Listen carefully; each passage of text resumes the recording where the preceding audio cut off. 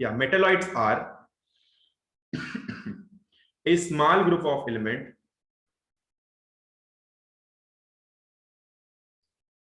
Metalloids are a small group of elements found in periodic table. Found in periodic table of the element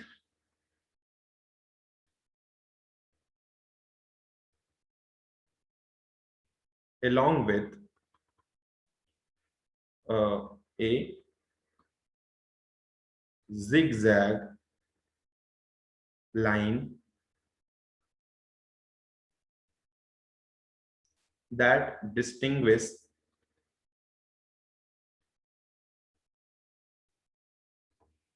metals from non-metals.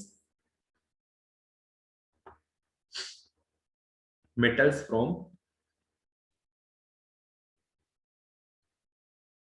Zigzag line में भी दिखाऊंगा आपको मैं Google पे search करके, but zigzag line की तरह से एक रिप्रेजेंटेशन है आपकी पीरियडिक टेबल के अंदर। अगर आप लॉन्गेस्ट पीरियडिक टेबल को आपने कभी देखा हुआ है तो मैं लॉन्गेस्ट की बात कर रहा हूँ, मेंडलीफ एंड ऑल की नहीं। आपने ज्यादातर मेंडलीफ को देखा होगा या फिर छोटी पीरियडिक टेबल्स को देखा होगा, लेकिन बड़े क्लासेस में लॉन्गेस्ट यूज होती है। तो जो मेटल और नॉन मेटल के बीच में जो डिस्टिंग्विश करता है, एक जो बैरियर बनता है जो लाइन, उसी पे कुछ मेटल्स आते हैं, उसी पे कुछ एलिमेंट्स आते हैं जिनको हम बोलते हैं मेटालॉइड्स। ठीक है।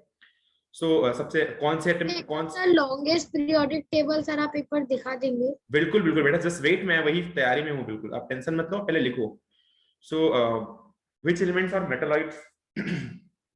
मेटालॉइड्स के पास केवल 6-7 एलिमेंट्स होते हैं, आप इनको याद कर लेना चाहे, और अगर आपको याद करने का तरीका भी जानना है तो मैं आपको बता देता हूँ। ठीक है, SI, ZE एंड AS। बेटा जनरल केमिस्ट्री के जितने टॉपिक्स बता रहा हूँ आपके मॉड्यूल के अलावा, उन सभी को आपको जरूर लिखना है और पढ़ना है, बिकॉज जो जो चीजें इंपॉर्टेंट आती जाती है मैं उसको बताता जाता हूँ। अब बीच में मेरे को खुद भी मेटलॉइड इज बोरॉन। क्या बेटा? The first metalloid is sorry boron. sorry this is boron. Okay, sorry this is beryllium not boron. Boron, silicon, germanium, एस्टोनियम और आर्सेनिक, और ये हो गया आपका Sb एंटीमनी, और एक होता है टेलुरियम Pe। ठीक है, इसको बोलते हैं पोलोनियम। टेलुरियम, और एक होता है पोलोनियम। किसी को अगर हिंदी में इसको हिंदी आती है ना सबको, कि कोई दिक्कत है? यस सर आती है। अच्छा मैं बता देता हूँ, अगर किसी को हिंदी में अगर इसको रिप्रेजेंट क्या है? क्या बेटा? सर जी क्या है? जी जर्मेनियम, और ये होता है आर्सेनिक, और इसका है ये आपका एंटीमनी, उसके बाद टेलेरियम, इसको एंटीमनी बोलते हैं एसबी को। Okay sir. सर ये जो आप सर टेबल बता रहे हो सर, ये जो अपनी जो पीरियोडिक टेबल है सर, ये शायद उसमें है नहीं ना? बेटा है, सारे हैं उसमें, भी दिखा दूंगा अभी आपको। ये है, उसमें है ऑलरेडी, उसमें ये चीज तो मैं बताया ना, मेटलॉइड्स जो होते हैं वो पीरियडिक के टेबल के अंदर वो डिस्टिंग्विश करते हैं मेटल और नॉन मेटल के बीच में एक लाइन और एक बैरियर बन करके उसको एक दूसरे से अलग करते हैं। तो यही वो मेटल हैं जो एक लाइन बना के आते हैं। तो मैं अगर आपको किसी को हिंदी में अगर इसको याद करने का तरीका जानना है, मान लो अगर आप घर पे एक दो बार रिवाइज करोगे तो रिवाइज हो जाएगा। सो मैंने इसको याद किया था ऐसे। बेटा अभी तो ठीक है, आपको बहुत चीजें लिमिटेड मिल रही है, लेकिन आपको अगर 11th क्लास में 12th में जाओगे इतनी ज्यादा चीजें मिलेंगी केमिस्ट्री के अंदर कि आपको एक्सेप्शंस एंड ऑल याद करते करते समझ लो कि थक जाओगे। तो आपको अपने शॉर्टकट्स बनाने होंगे अगर आपको केमिस्ट्री सीखनी है तो, और अगर आपको शॉर्टकट्स पता चल गया ना तो केमिस्ट्री बहुत मार्क्स देके जाती है। तो आप प्लीज अपने शॉर्टकट्स अपने तरीके से बनाने की कोशिश करो। जो कोई बताता है ठीक है, उसको फॉलो करो, लेकिन अपनी तरफ से बनाने की कोशिश करो। ठीक है सर, ये जो एंटीमोनी है ये नाइट्रोजन ग्रुप में होता है ना? यस। नाइट्रोजन के नीचे आता है फॉस्फोरस, फॉस्फोरस के नीचे आता है एस, और एस के नीचे आता है एसबी, एसबी के नीचे आता है बिस्मथ, और उसके बाद ये फिर अपना रेडियो एक्टिव आता है। तो इतने होते हैं। तो ये एस होता है, थर्ड वाला होता है इधर। अगर आप फॉस्फोरस से कैलकुलेट करोगे इसका एटॉमिक नंबर नाइट्रोजन का 7 होता है, इसका होता है 15 और इसका होता है 33, और फिर इसका हो जाएगा 51 और फिर आगे 32, मतलब कि 83। आप देख सकते हो। एटॉमिक का सिंबल क्या है? क्या बेटा? एंटीमनी का एसबी बेटा, एसबी लिख लो पहले, कैसे याद करोगे?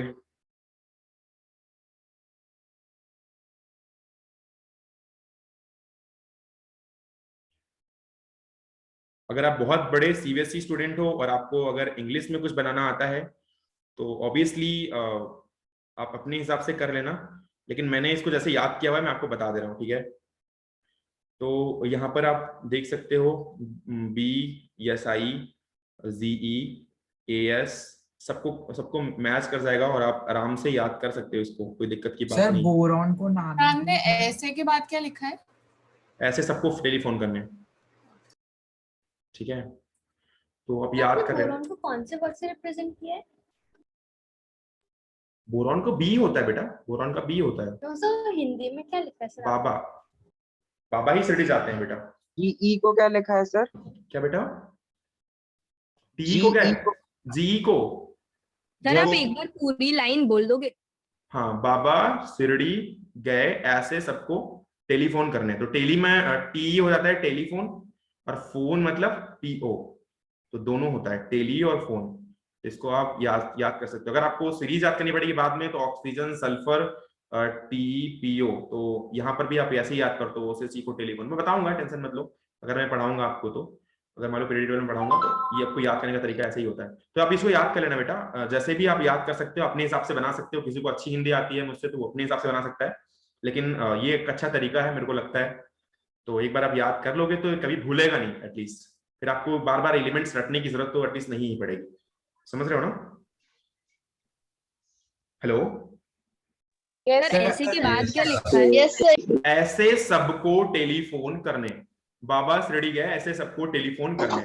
टेलीफोन मतलब टी और फोन मतलब PO, तो टेलीफोन दोनों हो गया, और करने मतलब ऐसे मैंने इसको बस कंप्लीट करने के लिए करने लिख दिया है, तो करने का कोई मीनिंग नहीं है। तो स्टार्ट वाले सारे वर्ड्स का कुछ ना कुछ मीनिंग है।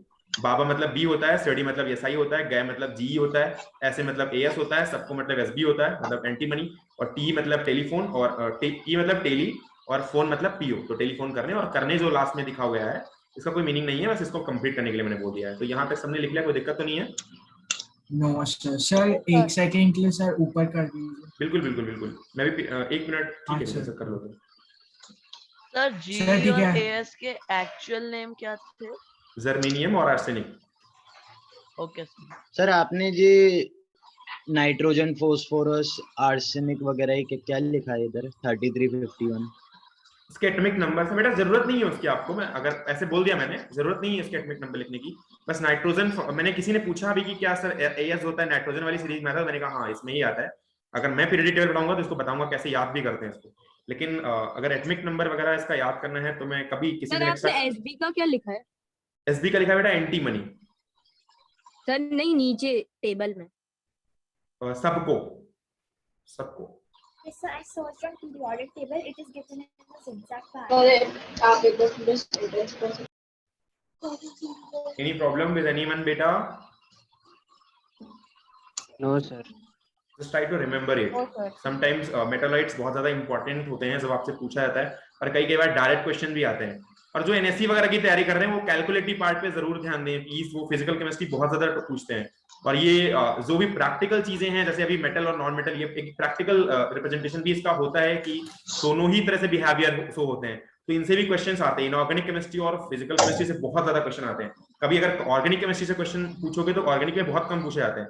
ऑर्गेनिक में केवल IUPAC और नॉमेनक्लेचर या फिर आइसोमेरिज्म 2-3 टॉपिक ऐसे हैं जैसे क्वेश्चन पूछे जाते हैं। लेकिन जो आपका फिजिकल केमिस्ट्री है और जो ये रिप्रेजेंटेटिव केमिस्ट्री लाइक जहां पर आपको चीजें अच्छे से याद होंगी, लाइक जैसे मान लो इनऑर्गेनिक केमिस्ट्री का कुछ पीरियोडिक टेबल का पार्ट है, तो यहाँ पर कुछ चीजें हैं जो कैलकुलेटिव भी होती हैं। आपको बहुत आराम से पता होगा कि आप अगर एक नाइट्रोजन का, ये कैलकुलेटिव में भी ये चीज लिख सकते हो कि नाइट्रोजन का अगर आपको एटॉमिक नंबर पता है तो आप नाइट्रोजन के एटॉमिक नंबर से आराम से बिस्मथ का एटॉमिक नंबर लिख सकते हो। ये कैलकुलेटिव चीज है और इसके लिए कुछ रूल्स एंड रेगुलेशंस होते हैं, बस आपको वो पता होना चाहिए। तो आगे चल के आपको बता दूंगा धीरे धीरे क्लासेस कुछ एक्स्ट्रा लेकर के, और कभी मान लो ऑफलाइन क्लासेस का मौका मिला तो मैं कुछ अच्छे रिप्रेजेंटेशन भी दिखाऊंगा। लेकिन अभी के लिए ये जानो कि जो चीजें आप एनालिटिकल चीजें आपको मिलेंगी, जो फिजिकल केमिस्ट्री मिलेगी, जैसे मोल कॉन्सेप्ट हो गया, मॉलिक्यूल्स हो गए, और उनसे ऐसे टॉपिक को बहुत ज्यादा पढ़ने की कोशिश करो जिसमें कैलकुलेशंस हो केमिस्ट्री में। फिजिकल केमिस्ट्री आपको पता नहीं होगा क्या होता है, 3 टाइप की केमिस्ट्री होती है। एक फिजिकल केमिस्ट्री, किसको पता है तो बता सकते हो? And inorganic. फिजिकल केमिस्ट्री होती है, एक ऑर्गेनिक होती है, और एक होती है इनऑर्गेनिक। इनऑर्गेनिक। फिजिकल के अंदर बेटा आता है न्यूमेरिकल पार्ट्स, जो फिजिकल स्टेट्स एंड ऑल हम कैलकुलेट करते हैं, इन्हें ज्यादातर सारे न्यूमेरिकल्स होते हैं, सारी न्यूमेरिकल रिप्रेजेंटेशन होती हैं, जैसे मोल कॉन्सेप्ट, मॉलिक्यूल्स, मोलरिटी, बहुत सारी चीजें आती हैं, स्टेट ऑफ मैटर, सभी फिजिकल केमिस्ट्री के अंदर कैलकुलेशंस होती हैं। आपके तो स्टेट ऑफ मैटर में बहुत ज्यादा चीजें नहीं है, लेकिन फिजिकल केमिस्ट्री के अंदर बहुत ज्यादा कैलकुलेशन होती है, उसमें बहुत ज्यादा गैसियस फॉर्मूला होते हैं, तो उनको आपको रटना भी पड़ेगा, उनको लगाना भी पड़ेगा। तो फिजिकल केमिस्ट्री जहां जहां मिले, अभी आपके चैप्टर में आपको 10th तक ज्यादा पढ़ना है, तो 10th तक के लिए मोल कॉन्सेप्ट। Creating noise. कौन बेटा? Yes sir, Bhoumik Sharma is creating. बेटा दिस इज नॉट, यार क्या कर रहे हो ये, दिस इज 9th क्लास यार। कुछ बच्चे आए थे वो इधर उधर कर रहे थे, तो आप भी ऐसे करोगे यार। चलो छोड़ो भी, क्लास को आगे बढ़ानी है। तो फिजिकल केमिस्ट्री, ऑर्गेनिक केमिस्ट्री तीन होती है बेटा। तो ऑर्गेनिक में आपको कुछ ही क्वेश्चन मिलेंगे जो आईयूपीएसी आइसोमेरिज्म से रिलेटेड होंगे, नॉमेनक्लेचर वगैरह। इनऑर्गेनिक में थोड़ी बहुत ये पीरियडिक टेबल वाले पार्ट्स आते हैं, इसमें मैंने आपको सारी चीजें बताई हुई है धीरे धीरे बीच में करके, जैसे अभी एसिड बेस वगैरह बताया हुआ है, तो वो सब चीजें कैलकुलेटिव में आती हैं और बार बार पूछी भी गई हैं। लेकिन जो सबसे ज्यादा पार्ट होता है वो मोल कॉन्सेप्ट फिजिकल केमिस्ट्री से आता है, मॉलिक्यूल्स, मोल कॉन्सेप्ट, ये सब कॉन्सेप्ट बहुत ज्यादा यूज होते हैं हर जगह। तो जहां भी आपको न्यूमेरिकल पार्ट मिले वहां पे जरूर क्वेश्चन किया करो। जैसे डेंसिटी का पार्ट मैंने बताया आपको, डेंसिटी आपको कैलकुलेशन, जितनी डेंसिटी कैलकुलेशन होती है ना, आपको सारी डेंसिटी की कैलकुलेशन आनी चाहिए, क्योंकि density is also important and also coming in the physical chemistry. तो डेंसिटी की कैलकुलेशन भी फिजिकल केमिस्ट्री के अंदर बार बार आती है। तो प्लीज वो चीजें जो आपको कैलकुलेटिव लगे उसको बार बार पढ़ो, अगर कोई एनएससी एंड ऑल की तैयारी कर रहा है तो। चलो आगे बढ़ते हैं। तो अभी यहाँ पे 7 एलिमेंट्स हमने लिखे हैं, तो अभी आप लिख सकते हो इसके अंदर 7 एलिमेंट्स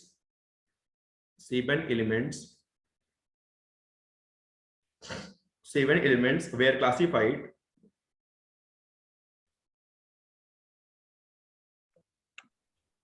as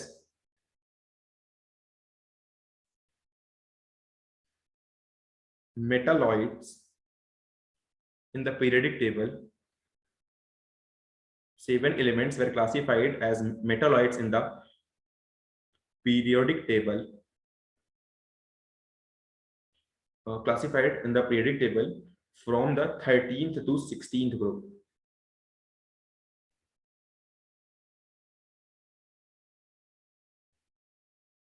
एक बार इनकी प्रॉपर्टीज लिख लेते हैं, फिर दिखाता हूं आपको पीरियोडिक टेबल कहां पे ये पाए जाते हैं। अच्छा, प्रॉपर्टीज के बारे में एक बार लिख लो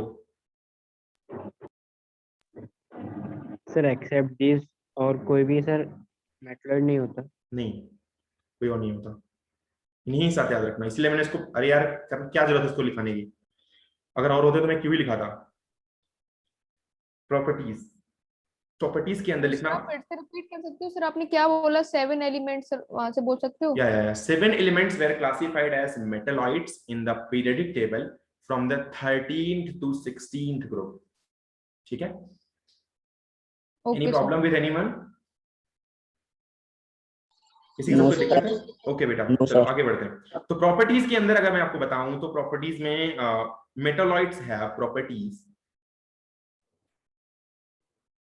मेटालॉइड्स हैव, बेटा सबके नोट्स तो बन रहे होंगे ना क्लास में? Yes sir. Yes, sir. Please make your notes, आपको बहुत ज्यादा काम आएंगे आगे की क्लासेस में। आप आगे 10th में जाओगे तो वहां भी आपको इसकी चीज पढ़ के ही जानी पड़ेगी।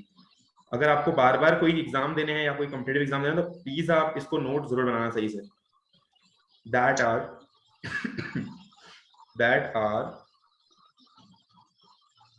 intermediate between metals and non-metals. That are intermediate between metals and non-metals. Okay.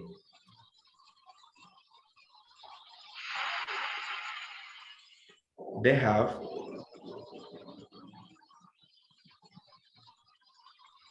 properties. That are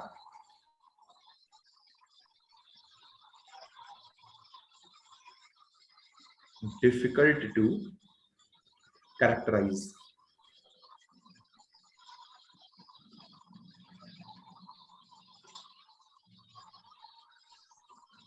बेटा 1 मिनट मुझे दो, अगर इसको लिख लो फिर 1 मिनट दो, मैं पीरियड टेबल ओपन करता हूँ पहले तो।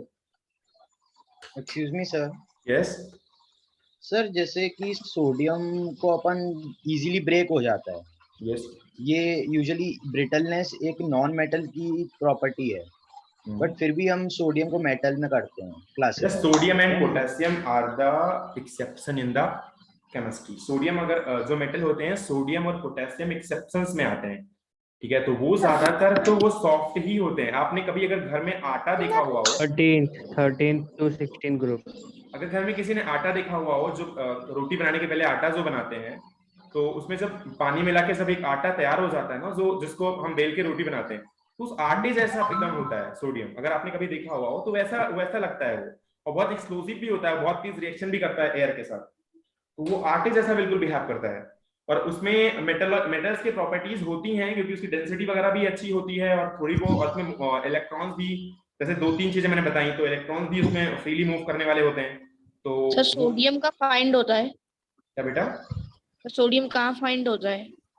सोडियम भी बेटा जितने भी एलिमेंट्स हैं सारे नेचर में ही मिलते हैं सर। बट वो विंड, सर वो एयर के साथ रिएक्शन करता है सर, तो फिर यार रिसर्च तो नहीं करी मैंने, लेकिन फिर भी मिलता है कहीं ना कहीं। सोडियम हो सकता है कंबाइंड फॉर्म में भी मिलता है बहुत सारी। अब अगर सोडियम को फाइंड करना है तो फिर तो आप नमक से ही निकाल सकते हो सोडियम को एक्सट्रैक्ट करके। अगर आप सोडियम क्लोराइड की मेटलर्जी करो तो मेटलर्जी में आपको सोडियम मिल जाएगा, सोडियम क्लोराइड में ऑलरेडी प्रेजेंट होता है, तो आपको जो नमक मिलता है उससे एयर के साथ रिएक्शन होता है उसका। इसका सोडियम का तो होता ही है, सोडियम का तो होता ही है, बहुत ज्यादा रिएक्टिव होता है सोडियम।